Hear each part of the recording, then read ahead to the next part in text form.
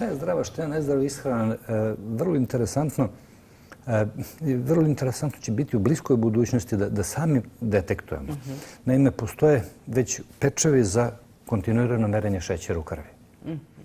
Znači, to je primarno dizajnirano za dijabetičare, ali se koristi na zapadu i za ljude koji hoće da vide kakvo im je stanje kad je šećerna regulacija u pitanju i koji hoće da sprovode dijetu.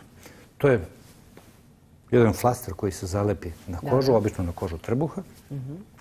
I postoji detektor kojim se samo prislanjanjem, bez bilo kakvo bockanje, bez ičega, vidi trenutno stanje šećera u krvi. Čak je došlo do toga da postoje neke aplikacije za mobilni telefon, za iPhone. I onda ćemo mi doći do toga da u suštini svako može da način ishrane prilagodi tako što će vidjeti šta je to što mu smeta, što je nezdravo, što mu ekstremno diže šećer, a šta je to što može da jede i da sa tim bude u redu.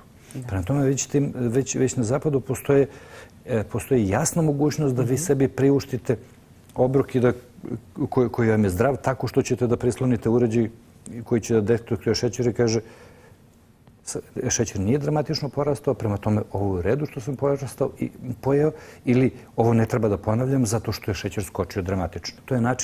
To će biti način između ostalog kako će da se vodi i dijeta.